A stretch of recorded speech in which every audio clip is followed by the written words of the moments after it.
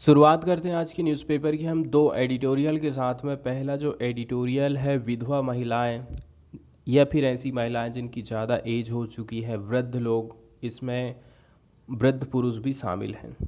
आने वाले टाइम में हमारे यहाँ जो वृद्ध लोगों की संख्या है तेज़ी के साथ में बढ़ने वाली है। जब इनकी संख्या बढ़ेगी तो इनको सुविधाएं प्रदान करना भी सरकार के लिए एक चुनौती होने वाला है। सरकार इनको पेंशन देगी, इनके स्वास्थ्य की देखभाल करेगी, इसके साथ साथ में और कई सारी सुविधाएं भी इनको प्रोवाइड करना पड़ सकता है सरकार को। तो ये काफ़ी बड़ी चुनौती सरकार के सामने होने वाली है। तो इसी को लेकर के ये आर्टिकल लिखा गया है। सेकंड नंबर का जो एडिटोरियल रहा है वो है वाटर क्राइसिस से संबंधित। आज के समय में वाटर क्राइसिस आम बात हो गई है, ठीक है। हर जगह जगह आप देख रहे हैं कि ग्राउंड वाटर का सबसे ज़्यादा उपयोग किया जा रहा है। तो जो भूमिगत जल है, जो रिसोर्सेस है, हमारा ज़मीन के भीतर में जो जल है, उसकी मात्रा तेज़ी के साथ में कम होते जा रही है। बहुत गहराई गहराई तक कुएं खोदे जाते हैं, ठीक है। इसके अलावा बोर कराए जाते हैं तो भी पानी नहीं निकलता, और निकलता भी है तो गर्मी के टाइम में आप मोटर चलाओगे तो भी पानी नहीं आता है। इस प्रकार की समस्याएं हम देख रहे हैं। इसको निपटने के लिए सरकार क्या काम करती है? जो गांव वाला एरिया रहता है उसके पानी को वो शहर की तरफ भेजती है, ताकि जो शहर के पीने की पानी की पूर्ति उसको पूरा किया जा सके। एक काम सरकार ये करती है। दूसरा काम सरकार क्या करती है कि जैसे कि कोई रिवर है, दूसरे स्टेट से इस कम पानी वाले स्टेट में वहाँ से पानी लाया जाता है, और जब इस स्टेट से दूसरे स्टेट में हम पानी लेकर के आ रहे हैं तो यहीं से फिर पैदा हो जाता है दोनों राज्यों के बीच में वाटर डिस्प्यूट, जिसको हम बोलते हैं जल विवाद, दोनों के बीच में होने लगता है। तो इसी को लेकर के ये आर्टिकल लिखा गया है, इसको भी हम डिटेल में देखने वाले हैं। शुरुआत हम करेंगे पहले एडिटोरियल के साथ में, जो कि वाटर क्राइसिस से संबंधित है। तो आप वाटर क्राइसिस को समझने की कोशिश करिए कि वाटर क्राइसिस आखिर होता क्या है। वाटर क्राइसिस का मतलब है फ्रेश वाटर रिसोर्सेज की कमी। आपकी जो स्टैंडर्ड डिमांड है उस डिमांड को पूरा नहीं कर पा रहा है फ्रेश वाटर, तो हम उसको कहेंगे water scarcity.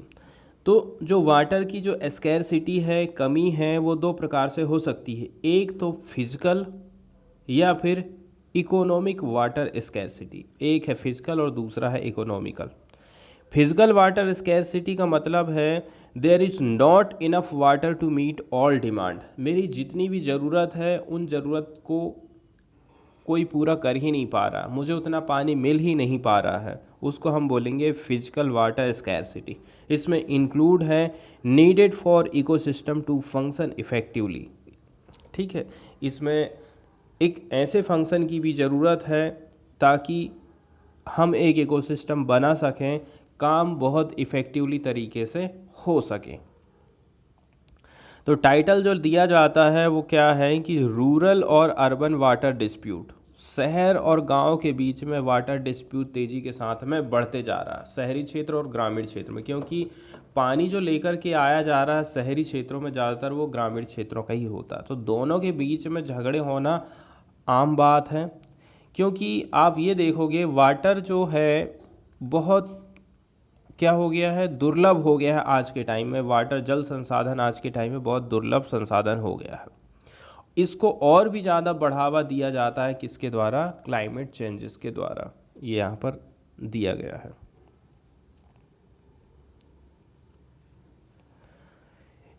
UNESCO, United Nations world water development report 2022 की UNESCO United Nations world water development report 2022 से यहाँ पर शुरुआत करी जाती है। इसने कुछ कंसर्न उठाए हैं पूरे वैश्विक लेवल पर, वर्ल्ड लेवल पर। यहाँ हम देख रहे हैं फ्रेश वाटर की जो डिमांड है वो तेज़ी के साथ में बढ़ रही है, और ये जो फ्रेश वाटर है ना, ये धीरे धीरे करके स्ट्रीम्स, लेक्स यहाँ से कम होते जा रहा है। इसके साथ साथ में जो ह्यूमन मेड रिजर्वायर्स होते हैं ना, यहाँ पर भी हमें नहीं देखने को मिल रहा है। यहाँ एक वर्ड यूज़ किया गया है एक्वीफर्स, जिसको हम कहते हैं जलमंडल। और जो ह्यूमन मेड रिजर्वायर्स क्या हो सकते हैं, ये हो सकते हैं बांध, एनीकट, तालाब। सेकेंड नंबर की बात कही जाती है impending water stress and also water scarcity being experience in different part of the world. पूरे विश्व भर में आप क्या देख रहे हैं, इम्पेंडिंग। इम्पेंडिंग का मतलब होता है जो शीघ्र घटित होगी, सन्निकट मतलब आने वाले टाइम में जो घटना घटित होने वाली है, हम देख रहे हैं बिल्कुल बहुत जल्दी ही वाटर स्ट्रेस आने वाला है। And also water scarcity being experience in different parts of the world. और ऑलरेडी से विश्व के कई सारे हिस्से ऐसे हैं जहां पर वाटर क्राइसिस हम देख रहे हैं। वहीं 2007 में क्या हुआ था, कोपिंग विथ वाटर स्कैरसिटी, ये थीम रखी गई थी वर्ल्ड वाटर डे 2022 की, जिसको हम हर साल 22 मार्च को सेलिब्रेट करते हैं। जो न्यू वाटर रिपोर्ट रही थी किसकी, फूड एंड एग्रीकल्चर ऑर्गेनाइजेशन, ये आता है यूनाइटेड नेशंस के अंडर में, शॉर्टकट में FAO हम कहते हैं। इसने आवाज़ उठाया था, इसने लोगों का ध्यान आकर्षित किया था। तो ये जो क्राइसिस आ रहा है ये काफ़ी साइलेंट तरीके से आ रहा है, किसी को पता ही नहीं चल रहा है ग्लोबल डायमेंशन को। यदि आप देखोगे, millions of people being deprived of water to life, ठीक है, बहुत सारे लोग ऐसे हैं जो कि पानी से वंचित हो जाएंगे अपने जीवन यापन के लिए, and to sustain their livelihood, और ऐसे ही करके उन्हें अपनी जो लाइवलीहुड है ना उसको सस्टेन करके रखना पड़ेगा। अब हम बात कर रहे हैं कि किस प्रकार से वाटर स्ट्रेस तेज़ी के साथ में ग्रो हो रहा है, बढ़ते जा रहा है। 2 बिलियन पीपल ऐसे हैं जो कि रह रहे हैं उन देशों में जो एक्सपीरियंस कर रहे हैं हाई वाटर स्ट्रेसेस को। The numbers will continue to increase, और ये जो संख्या है, ये जो इतने सारे लोग हैं, ये धीरे धीरे करके और भी बढ़ते जा रहे हैं। Global drought risk and water stress map 2019 की यदि हम बात करें, इससे हमें ये पता चलता है कि भारत के जो बड़े बड़े हिस्से हैं, पार्टिकुलरली वेस्ट वाला हिस्सा, मतलब भारत के पश्चिमी राज्य, भारत के सेंट्रल में स्थित राज्य, और parts of the peninsular India, प्रायद्वीपीय भारत वाला जो एरिया है, यहाँ पर सबसे ज़्यादा वाटर स्ट्रेस हमको देखने को मिला है, और यहाँ पर वाटर स्कैरसिटी भी हमको दिखाई दे रही है। नीति आयोग की रिपोर्ट जिसका नाम रखा गया था कंपोजिट वाटर मैनेजमेंट इंडेक्स 2018, इससे भी ये बात पता चली है कि वाटर क्राइसिस जो है हमारे यहाँ पर काफ़ी बुरा असर डाल रहा है। यहाँ पर 600 मिलियन से भी ज़्यादा लोग ऐसे हैं जो कि फील कर रहे हैं वाटर की शॉर्टेज को, बहुत मुश्किल का सामना कर रहे हैं। अब जो टिपिकल रिस्पॉन्स रहा है इन एरियाज़ का जहाँ पर वाटर शॉर्टेज है या फिर वाटर स्कैरसिटी है, is high, includes transfer of water. ऐसे एरिया में हम क्या देख रहे हैं कि वाटर का ट्रांसफ़र किया जा रहा है एक जगह से दूसरी जगह। कहाँ, हिंटरलैंड अपर कैचमेंट एरिया से, या फिर drawing it from stored surface water bodies और एक्वीफायर्स। यहाँ जो वर्ड यूज़ किया गया है एक्वीफर्स, एक्वीफर का मतलब होता है underground layer of water bearing preamble rock fractures और अनकंसोलिडेटेड। तो भूजल सतह में जो पानी आप देख रहे हैं ना, उसी को यहाँ पर बोला गया है एक्वीफर्स। तो हाई एरिया में जो वाटर को आप कलेक्ट करके रखे हो, बांध बना दिए, झील बना दिए, वहाँ से पानी को आप नहर के माध्यम से, पाइप के माध्यम से उस एरिया में ला रहे हो जहाँ पर पानी की कमी है। इसके चलते चलते क्या हो रहा है, सेक्टर वाइज और जो क्षेत्रीय के हिसाब से क्या है, कंपटीशन तेज़ी के साथ में बढ़ते जा रहा है। ग्रामीण और जो शहरी क्षेत्र का इस प्रकार से वाटर का ट्रांसफ़र हो रहा है, ये एक प्रकार से इशू बन गया है, पूरे वैश्विक लेवल पर चिंता का एक विषय बन गया है। यदि हम देखें कि ट्रांस बाउंड्री ट्रांसफ़र, ठीक है, एक राज्य से दूसरे राज्य में पानी को लेकर के जा रहे हैं, या फिर एक नदी ऐसी है जो कि एक राज्य से दूसरे राज्य से होकर के गुजर रही है। ये एक देश से दूसरा देश का भी एग्जाम्पल हो सकता है। तो ये जो ट्रांस बाउंड्री ट्रांसफ़र हम देख रहे हैं पानी का रूरल और अर्बन एरियाज़ में, ये हम कब से नोट कर रहे हैं? अर्ली 20th सेंचुरी से, 20वीं शताब्दी से हम इस प्रकार के एग्जाम्पल देख रहे हैं। अब एक रिव्यू पेपर की बात करते हैं जिसको पब्लिश किया गया था 2019 में।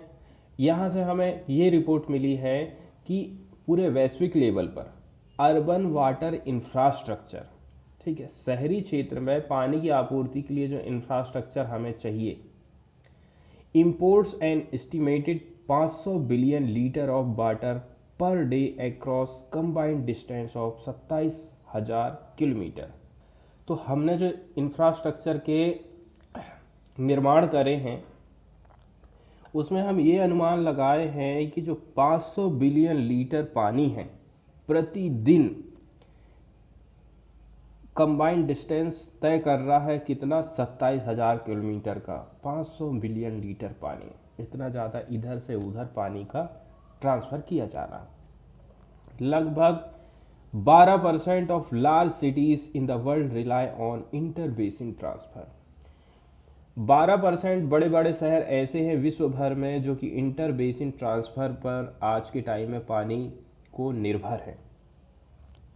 यूनाइटेड नेशंस की रिपोर्ट देखिए, transboundary water system status and trend 2016 link कर रही है इस इशू को water transfer with various sustainable development goals propose to be achieve during 2015 से लेकर के 2030।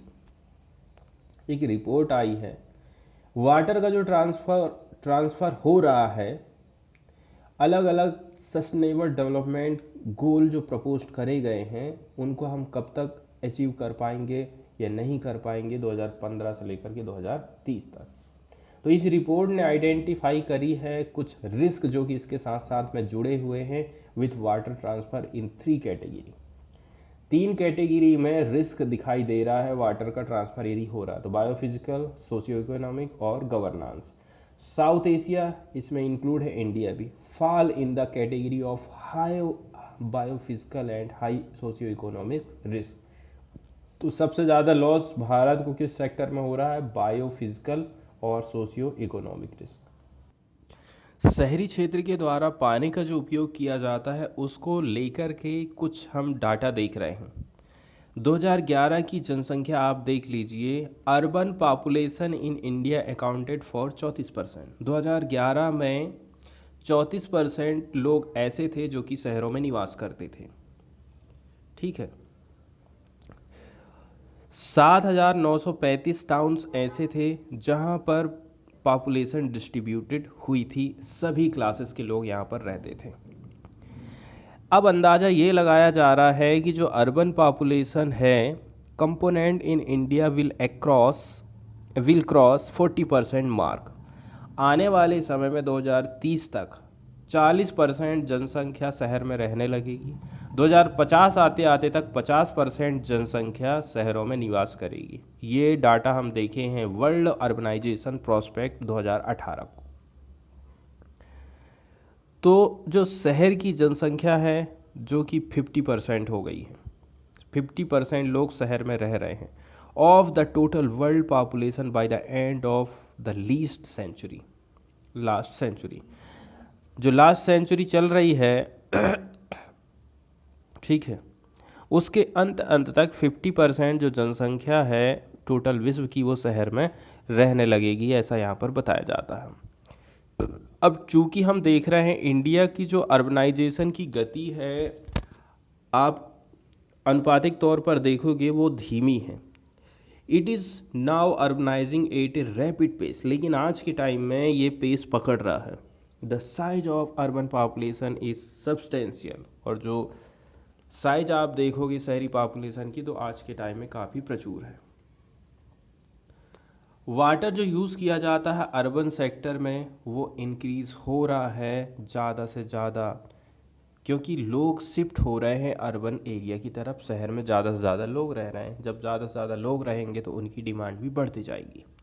एंड पर कैपिटा यूज़ भी जो है वाटर का वो भी बढ़ते जा रहा है। क्यों? क्योंकि लिविंग स्टैंडर्ड लोगों का बढ़ गया है।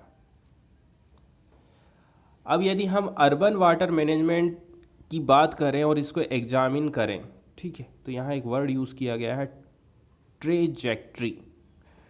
ट्रेजेक्ट्री मतलब होता है प्रक्षेप वक्र। तो जो वाटर मैनेजमेंट का कर्व है उसको आप अध्ययन करोगे तो ये सबूत है कि जो इनिशियल स्टेज है, आरंभिक जो स्टेज है जहाँ पर सिटी छोटा हुआ करता था, it is concerned only with water supply. उसकी केवल चिंता ये हुआ करती थी कि वाटर सप्लाई नहीं मिल रहा है। इन ए मेजॉरिटी ऑफ केसेस, ज़्यादातर जो केसेस रहे थे, वाटर इज सोर्स्ड लोकली। उसको पानी की सप्लाई कहाँ से मिल जा रही थी? लोकल एरिया से मिल जा रही थी। With ground water meeting the bulk of the supply. और इसमें से भी ज़्यादातर पानी लोगों को कहाँ से दे रहे हैं हम? ग्राउंड वाटर से ही उनको मिल जा रहा है।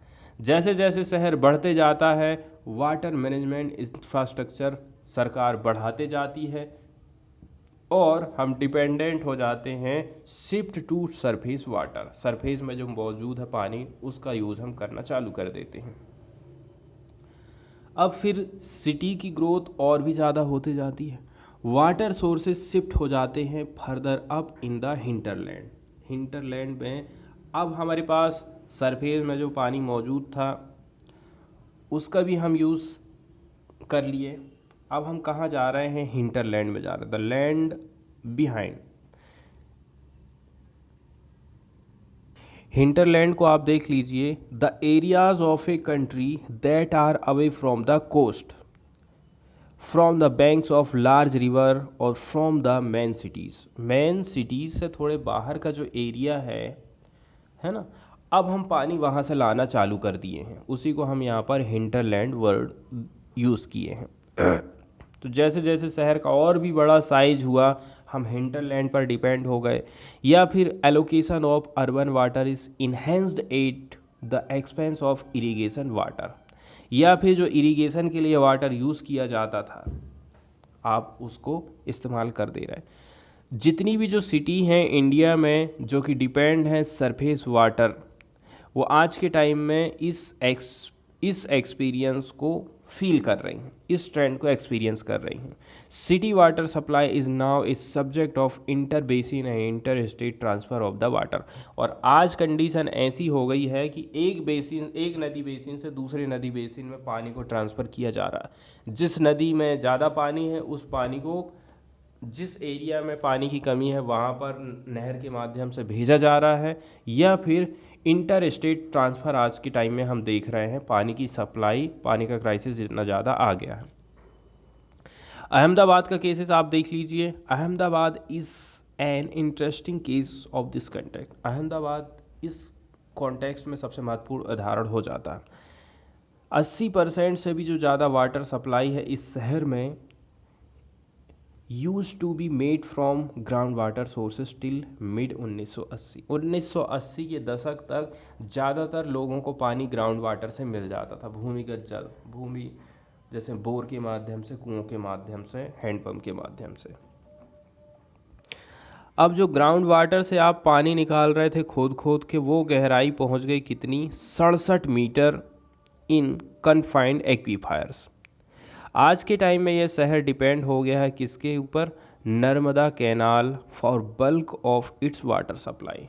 नर्मदा जो कैनाल है इसके ऊपर, नर्मदा रिवर के ऊपर जो नहर बनाई गई है, नहर से जो पानी की सप्लाई ये पूरा कर पा रहा है, उसके ऊपर पूरी तरह से ये डिपेंड हो गया है। तो हम देख रहे हैं कि जो लोकल ग्राउंड वाटर है उसको हम कैनाल वाटर तक लेके गए हैं। Receiving supply from the inter state and inter basin transfer of the surface. तो यहीं पर हमने एक एग्जाम्पल गुजरात का ले लिए हैं कि ग्राउंड वाटर यूज़ कर रहे थे पहले, अब क्या यूज़ करने लगे? नहर का पानी यूज़ करने लगे। और इंटर स्टेट, एक स्टेट से हम पानी दूसरे स्टेट लेके जा रहे हैं, एक बेसिन से दूसरे बेसिन में हम पानी को लेकर के जा रहे हैं।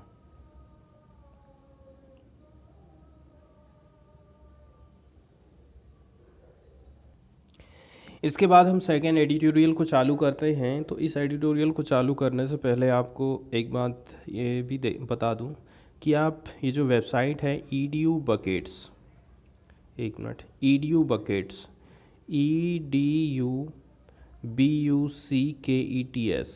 इस वेबसाइट को आप टाइप पे सर्च मारते रहिए। कुछ ऐसे मुद्दे हैं जिनको मैं बता नहीं पाता हूँ, कुछ ऐसी न्यूज़ हैं जिनको मैं डिस्कस नहीं कर पाता हूँ, मेरे से छूट जाती है, तो उन चीज़ों को मैं यहाँ डालते रहता हूँ। दूसरी बात, हम जिन भी एडिटोरियल का डिस्कशन कर रहे हैं उसका नोट्स आपको यहाँ पर पूरा का पूरा मिल जाएगा। ठीक है, ये देख रहे हैं जैसे कि आज का जो हमारा एडिटोरियल है, सेकंड वाला एडिटोरियल पूरे नोट्स के रूप में आपको यहाँ पर मिल जाएगा। तो जब भी कभी भी आप मेंस की तैयारी करेंगे तो एक बार इस नोट्स को देख लेंगे तो आपको पूरी बात समझ में आ जाएगी। इसलिए आप वेबसाइट को टाइम पर सर्च मारते रहिए। तो सेकंड आर्टिकल की हम शुरुआत करते हैं। तो जहाँ पर universal social security pension scheme की बात करी जा रही है। नॉर्मली जब पेंशन वृद्ध लोगों को देते हैं तो क्या ध्यान रख रहे हैं कि जो गरीबी रेखा से नीचे आने वाले लोग हैं उनको हम पेंशन देंगे। जैसे कि यही बात सोसाइटी जब आप जाते हैं राशन लेने तो उस टाइम में सरकार ने क्या काम कर दी है, जो गरीबी रेखा के लोग हैं, गरीबी रेखा से नीचे वाले लोग हैं, उनको हम फ्री राशन वितरण करेंगे या फिर कम कीमत पर अनाज अवेलेबल कराएंगे। तो यहाँ पर जो लिमिट, एक जो सीमा रेखा खींच दी गई है ना, ये सीमा रेखा बहुत सारे लोगों को इस लाभ लेने से बाहर कर देती है। जो लाभ उनको मिलना चाहिए वो लोग नहीं ले पा रहे हैं। लेकिन यहाँ पर सबसे बड़ी दिक्कत ये हो जाती है, आप ये बिल्कुल मत देखिए कि एक्स्ट्रा लोग लाभ ले रहे हैं। सबसे पहले तो आप ज़्यादा से ज़्यादा लोगों को इंक्लूड करिए, ज़्यादा से ज़्यादा लोगों को आप शामिल करिए पेंशन स्कीम में, वृद्ध लोगों को, विधवाओं को, वृद्ध महिलाओं को। ठीक है, अब इसके बाद आप क्या काम करिए, अब इनको बाहर निकालने की कोशिश करिए कि आप इनको कैसे करके एग्जिट कर सकते हैं। क्राइटेरिया देखिए, डुप्लीकेसी हो रही है उसको देखिए और फिर आप इनको बाहर करिए। ऐसा नहीं होना चाहिए कि आप पहले से ही इनको अंदर नहीं कर रहे हैं। कैसे करके कि आपने एक लाइन खींच दी है, गरीबी रेखा की लाइन, जो गरीबी रेखा से कम, गरीबी रेखा के नीचे आ रहे हैं उनको ही हम पेंशन देंगे। इसमें बहुत सारे लोग एक्सक्लूड हो जाते हैं। तो और ये जो गरीबी रेखा की लाइन खींची गई है इसके ऊपर हम भरोसा नहीं कर सकते हैं, क्योंकि इसमें कई सारी गड़बड़ियां हो सकती हैं। पहली बात तो ये है कि ये काफ़ी पुराना डेटा है हमारे पास कि कौन गरीबी रेखा में है और कौन गरीबी रेखा के ऊपर है, कौन गरीबी रेखा के नीचे है। इसलिए इस बात को हमें विशेष ध्यान रखना है। तो जो near universal social security pension scheme है, ये गुड स्टार्ट हो सकता है सरकार के लिए to a radical expansion of public support for elderly. यदि सरकार चाह रही है कि हमारे जो वृद्ध लोग हैं उनका हम पब्लिक सपोर्ट करें, तो उसके लिए near universal social security pension scheme की ज़रूरत है। शुरुआत करी जाती है लाइफ एक्सपेक्टेंसी की। जैसे कि यदि मेरा जन्म हुआ है तो मैं कितने साल एवरेज जीऊँगा, उसको हम कहते हैं औसत जीवन प्रत्याशा। इंडिया की यदि हम बात करें तो जीवन प्रत्याशा है आज़ादी के बाद से डबल हो गई है। 32 साल पहले हुआ करती थी और आज के टाइम में 1940 के दशक में 32 साल थी और आज आप देखोगे तो ये 70 साल हो गई है। बहुत सारी कंट्री ऐसी हैं जो कि इंडिया से भी बेहतर काम कर रही हैं, उन्होंने ऐतिहासिक अचीवमेंट प्राप्त कर लिया। वहीं यदि हम फर्टिलिटी रेट की बात करें, जन्म दर, एक महिला एवरेज अपनी लाइफ में कितने बच्चों को जन्म दे रही है, ठीक है, तो पहले 6 हुआ करता था और आज के टाइम में ये 2 बच्चे हो गई हैं। All this is good news but it also create a new challenges, the ageing of population. ये तो बहुत अच्छी बात हो गई है, लेकिन गड़बड़ यहाँ आ रही है कि हमारे यहाँ जो वृद्ध लोग हैं ना, उनकी संख्या तेज़ी के साथ में बढ़ते जा रही है। ऐसे लोग जिनकी 60 साल उम्र हो गई है या फिर उससे ऊपर के हो गए हैं, इंडिया की पॉपुलेशन में इनकी भागीदारी है 9% की, 2011 का ये डेटा है।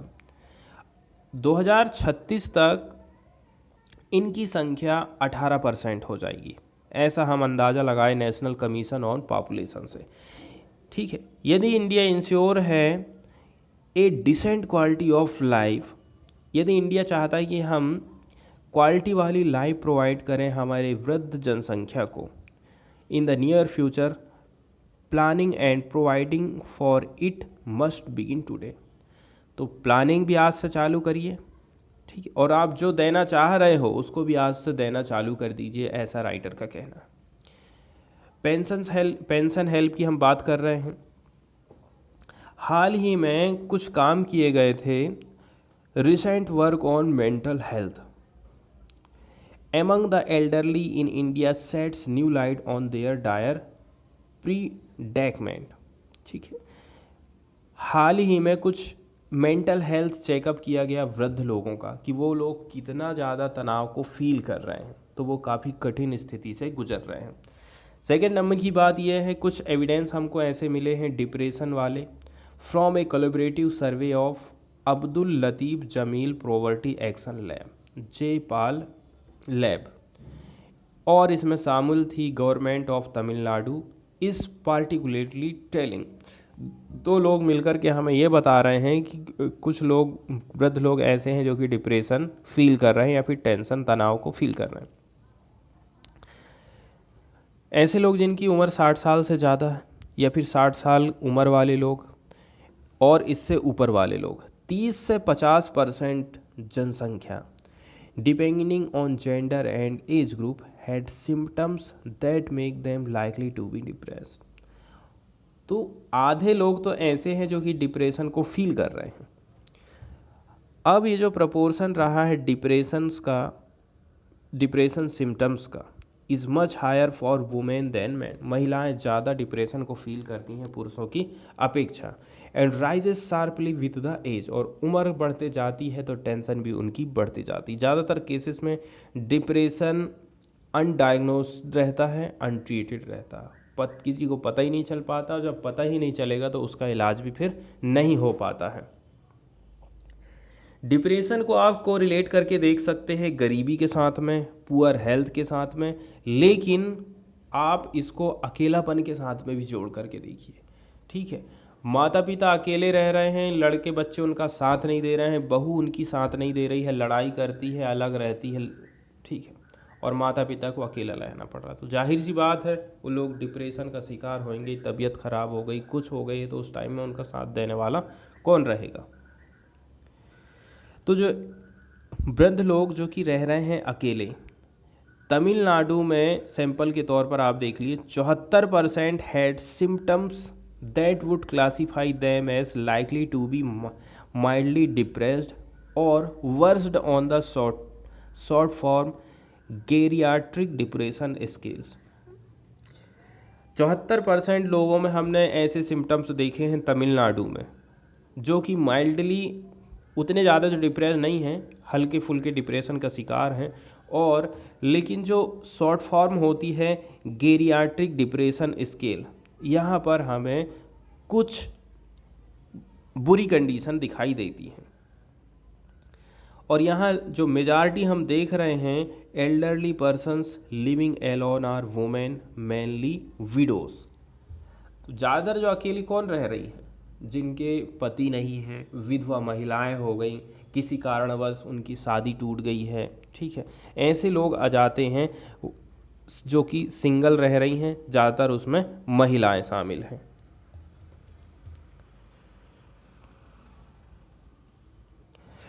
तो आप जीवन की जो मूलभूत सुविधाएं हैं वृद्ध लोगों को नहीं मिल पा रही हैं, इसका कारण आप ये नहीं कह सकते कि वो लोग गरीब हैं, ठीक है, but some case often help, उनके पास थोड़ी बहुत पैसा यदि मिल जाएगा ना तो उनको सहायता मिल सकती है।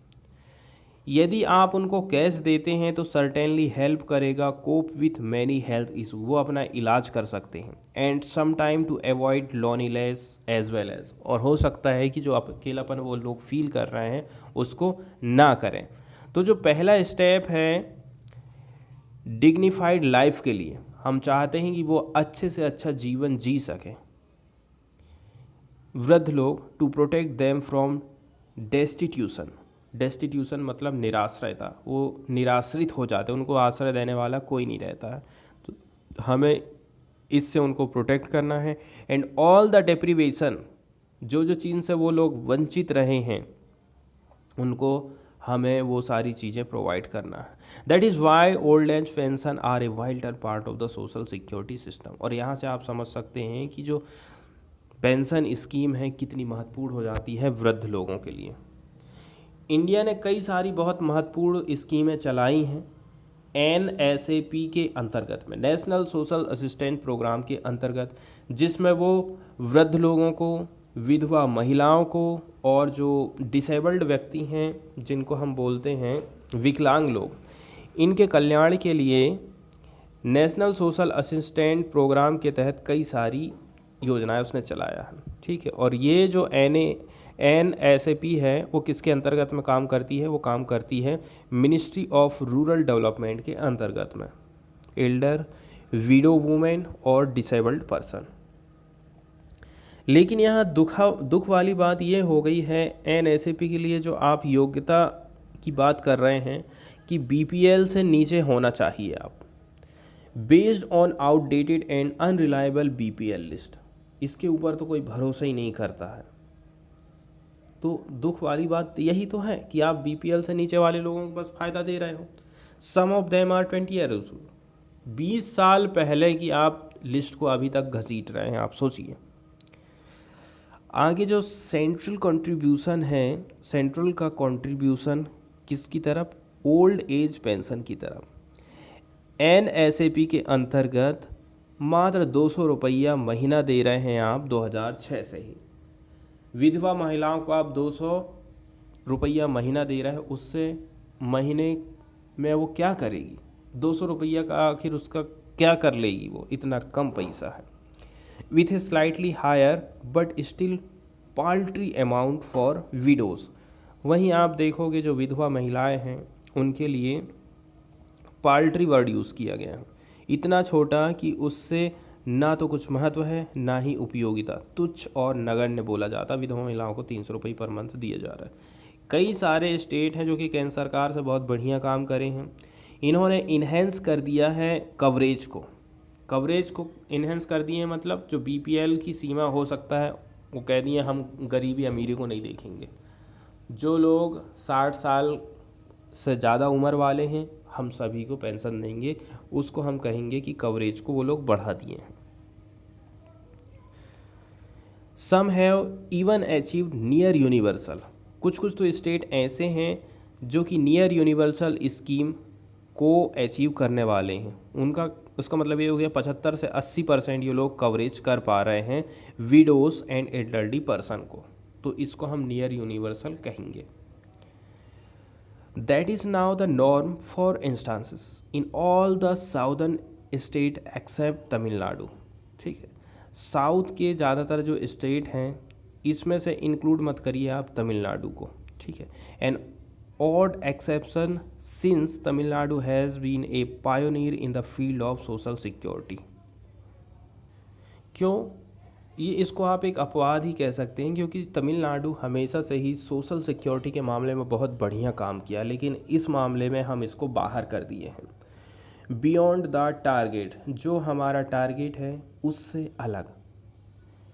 यदि आप टारगेट कर रहे हो सोशल बेनिफिट को, ठीक है, वो काफ़ी डिफ़िकल्ट हुआ करता है कि हमें पार्टिकुलर इस लोग को ही प्रोवाइड करना है। यदि आप रिस्ट्रिक्ट कर देते हो उनको BPL फैमिलीज़ के लिए, तो ये काम बहुत अच्छे तरीके से नहीं होने वाला है, क्योंकि BPL लिस्ट के माध्यम से बहुत सारे लोग इस स्कीम का फ़ायदा नहीं उठा पाते हैं। When it comes to old age pensions, targeting is not a good idea in any cases. अब एक चीज़ आप ये देख लीजिए, यदि आप टारगेट ये रख रहे हो कि हाउस होल्ड पर आधारित है, आपका जो टारगेट है वो हाउस होल्ड पर आधारित होना चाहिए, ये वाले घर को, वो वाले घर को, ये सब घर को देना। ठीक है, ऐसा नहीं कि इंडिविजुअल को आप देख रहे हो कि ये आदमी को दें कि वो आदमी को दें। आप देखिए पूरे घर को देखिए, पूरे परिवार को देखिए। एक विधवा महिला है या फिर एक वृद्ध व्यक्ति है, may experience major deprivation even in relatively well off household. ठीक है, क्योंकि गरीब घर और एक अमीर घर, वहाँ पर भी विधवा महिला या फिर वृद्ध पुरुष वो चीज़ को फील कर सकता है जो कि गरीब लोग फील कर रहे हैं। तो यदि आप उनको पेंशन दे देते हो तो आप उनको अवॉइड कर रहे हो एक्सट्रीम डिपेंडेंस जो वो फैमिली के ऊपर है। ठीक है, तो अब वो फैमिली के ऊपर उतने ज़्यादा निर्भर नहीं रहेंगे।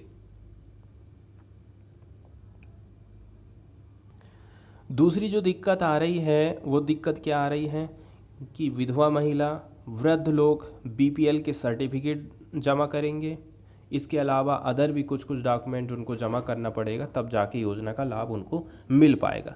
That has certainly been experience with NSAP pensions. NSAP pension scheme में सबसे ज़्यादा यही समस्या यहाँ पर निकल करके आ रही है। ये जो फॉर्मेलिटीज़ है ना, particularly forbidding for elderly persons, यहाँ पर एक वर्ड यूज़ किया गया है फॉरबिडिंग, इसको हम देख लेते हैं। तो परिस्थिति सबसे ज़्यादा भयानक किन लोगों के लिए हो जाती है? ऐसे वृद्ध लोग जिनकी इनकम बिल्कुल कम है या फिर जो ज़्यादा एजुकेटेड नहीं हैं, who are in greatest need of a pension. इनको सबसे ज़्यादा पेंशन की ज़रूरत होती है। तमिलनाडु सैंपल के तौर पर आप देख लीजिए, जो भी योग्य पर्सन्स हैं who had been left out of pension scheme, जो कि इस पेंशन स्कीम से बाहर हो गए, were found to be much poorer than pension recipient. जिनको मिल रहा है वो गरीब नहीं है, लेकिन जिनको आपने बाहर कर दिया है वो लोग ज़्यादा गरीब हैं। ये डेटा यहाँ पर निकल के सामने आया था। Moreover even when list of left out, जो लेफ्ट आउट लोगों की लिस्ट है, likely eligible persons were submitted to the local administration, very few were approved for a pension, confirming that they face resilient barriers in the current scheme of thing. कई सारे barriers हैं जिनको वो पार नहीं कर पाते हैं, इसके चलते चलते वो लोग इस स्कीम से एक्सक्लूड हो जाते हैं। तो इसका मतलब ये नहीं है कि लोगों की इच्छा ही नहीं है, उनकी कोई गुडविल ही नहीं है कि वो governments, the problem is generally not a lack of effort और goodwill on the part of government official. तो जो गवर्नमेंट के ऑफिशियल्स हैं उनके ऊपर भी आप आरोप नहीं लगा सकते हैं कि वो लोग इफोर्ट नहीं लगा रहे हैं या फिर गुडविल उनकी नहीं है। अब ज़्यादातर वो क्या सोच रहे हैं, उनकी नौकरी क्या है, हमें गवर्नमेंट के पैसा को बचाना है, making sure that no ineligible person qualifies by mistake. वो हमेशा उनके मन में ये रहता है कि गलत आदमी को फ़ायदा हम नहीं देंगे, भले ही हम गरीब को इस योजना में शामिल ही ना करें, उनके मन में ये बैठा रहता। तमिलनाडु के मामले में जो कि हमेशा ज़्यादातर एग्जाम्पल लेकर ही हम चल रहे हैं, that if the applicant has an abled body son in the city. Tamil Nadu की बात कर लीजिए, एक ऐसा परिवार जिसका बेटा अच्छा खासा कमाता है, दे मे बी डिस्क्वालीफाइड। तो ऐसे वृद्ध लोग आवेदन लगाएंगे तो उनका आवेदन फेल हो जाएगा, regardless of the whether they get any support from their son. भले ही उनके बेटे से कोई समर्थन मिल रहा है या नहीं मिल रहा है। अब बेटर अप्रोच क्या हो सकती है? हम जो एक्सक्लूजन वाले क्राइटेरिया हैं कि कौन कौन से कारण से आपका एप्लीकेशन रद्द हो जाएगा, वो बिल्कुल सिंपल रखिए उनको, और उनको पारदर्शी बनाइए। ऐसा नहीं कि सब गुपचुप के अंदर ही अंदर हो जा रहा है। दूसरी बात ये है कि आप उनके सेल्फ डिक्लेरेशन वाला काम चालू कर दीजिए कि वो खुद से अपनी घोषणा कर दें। दूसरे नंबर की बात ये है, आप जो लोकल एडमिनिस्ट्रेशन है, ग्राम पंचायत है, ये लोग जो वेरिफिकेशन कर रहे हैं उनको आप टाइम बाउंड कर दीजिए। 1 घंटे के अंदर में, 1 दिन के अंदर में, 1 हफ्ते के अंदर में आपको ये वेरिफिकेशन कर देना है। कुछ चीटिंग हो सकती है, but it is unlikely that many privilege house hold will risk trouble for sake of A small monthly pension. थोड़ी बहुत तो दिक्कत हो सकती है।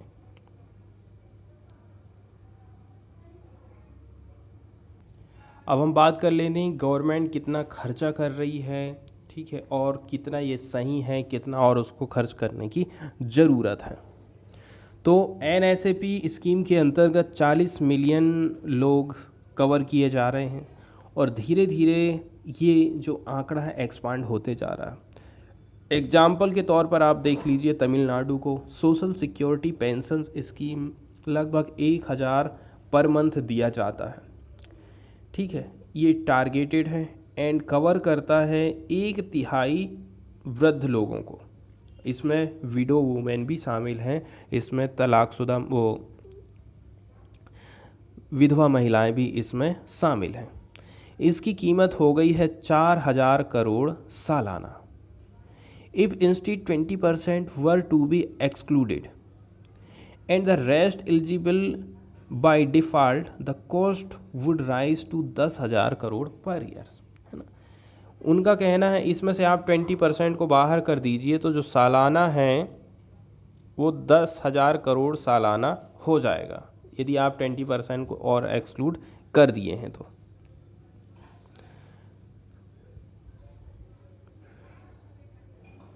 अब आप एक फ्रैक्शन को देख लीजिए, 40,000 crore Tamil Nadu is expected to spend this year on pension and retirement benefits for government employees. Government जो एम्प्लॉयज़ है उनको आप पेंशन दे रहे हो, रिटायरमेंट के बेनिफिट दे रहे हैं, वो 40,000 करोड़ खर्चा हो रहा है आपका, लगभग 1% ऑफ द पॉपुलेशन को।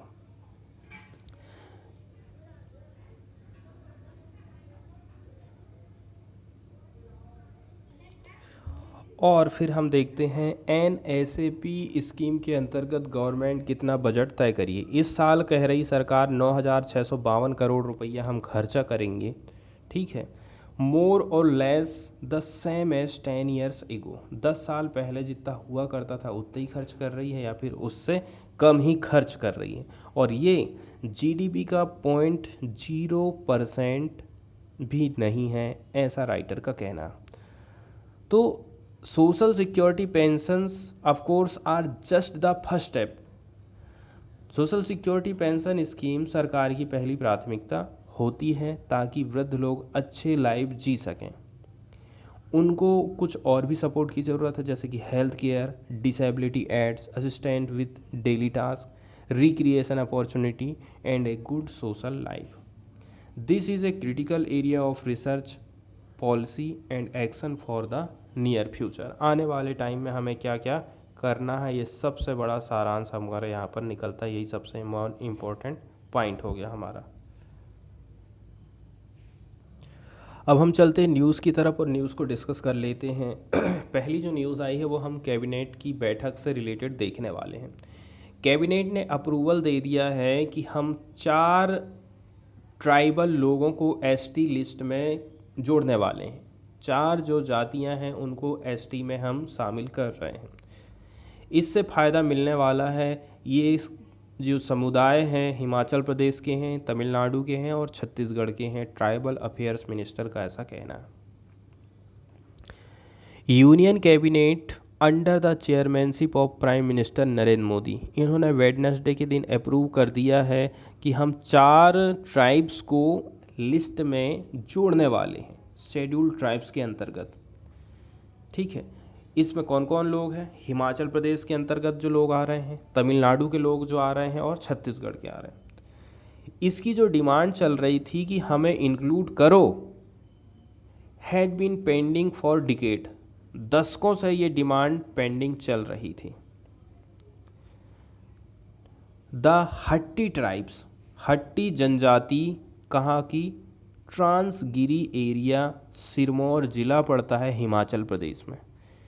नारी, कोरावन और कुरुविकारन हिल ट्राइब तमिलनाडु की, और बिंझिया ट्राइब छत्तीसगढ़ की, which was listed as ST in Jharkhand and Orissa but not in Chhattisgarh. Were the committees added to the list. सबसे इम्पोर्टेंट जो चीज़ निकल कर के आ रही हमारी वो यही है कि कौन कौन सी जनजातियाँ हैं, उनके नाम क्या है, वो कहाँ कहाँ की हैं। तो हट्टी कहाँ की हो गई, ये प्रजाति आपकी सिरमौर डिस्ट्रिक्ट पड़ता है, ट्रांसगिरी एरिया है हिमाचल प्रदेश का। नारी कोरावन और कुरीविकारन ये हिली ट्राइब मानी जाती हैं तमिलनाडु की। इसके अलावा बिंछिया ट्राइब छत्तीसगढ़ की, जो कि झारखंड में तो एसटी में आ रही हैं, उड़ीसा में भी एसटी में आ रही हैं, लेकिन छत्तीसगढ़ में इनको ये फ़ायदा नहीं मिलता था, इनको भी हमने इंक्लूड कर दिए हैं। कैबिनेट ने ये भी अप्रूवल दिया है, ठीक है, कोई प्रपोजल आया था to bring the Gond community residing in 30 district of Uttar Pradesh. जो गोंड कमेटी है वो उत्तर प्रदेश के 13 जिलों में रह रही है, under the ST list from the scheduled caste list. This include the 5 sub categories of the Gond committees: Dhuria, Nayak, Ojha, Pathari और राजगोंड। इसके अलावा कैबिनेट की तरफ से कुछ कुछ साइन ऑन यूज़ किए गए हैं, जैसे कि बेटा कुरुबा। बेटा कुरुबा एक साइनोम रहेगा किनके लिए, काडू कुरुबा ट्राइब जो कि कर्नाटका में रहती हैं। वहीं छत्तीसगढ़ की यदि हम बात करें तो कैबिनेट ने अप्रूवल दिया है कि हम साइनोम यूज़ कर सकते हैं फॉर ट्राइब्स लाइक भारिया। इसके लिए जो वेरिएशन एडिट किया गया है वो क्या है, भूमिया और भूमिया। इसके अलावा गढ़वा, गढ़वा, धनवार, धनवार, धनुवार, नागेशिया, नागेशिया किसान यूज़ कर सकते हैं, और पौंध के लिए पौंड। श्रीलंकन तमिल को कंक्रीट वाले हाउसेस दिए जा रहे हैं 30 साल के बाद। Chief minister M.K. स्टालिन ने इनॉग्रेट किया है, उद्घाटन किया है श्रीलंकन तमिल रिहैबिलिटेशन कैंप। कहाँ पर, थोट्टानुथु विलेज, डिंडीगुल डिस्ट्रिक्ट में, वीडियो कॉन्फ्रेंस के माध्यम से चेन्नई से। Minister for cooperation I Periasamy, minister for coop and कौन कौन लोग यहाँ पर शामिल थे उनका नाम यहाँ पर दिखाया गया है।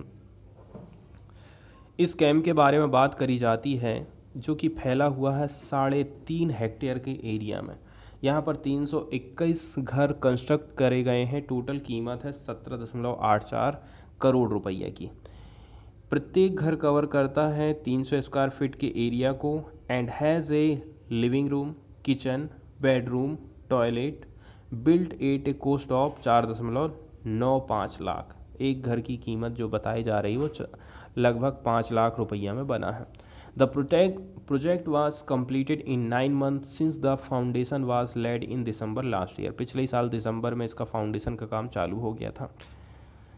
कलेक्टर का कहना है कि 70 families were finally going to live in the concrete house after more than 30 years. 70 families ऐसी हैं जो कि कॉन्क्रीट वाले हाउस में रहेंगे। The inmates of the camps in Thottanuthu, Adiyanuthu and Gopalpatti villages would be accommodated at the integrated camp।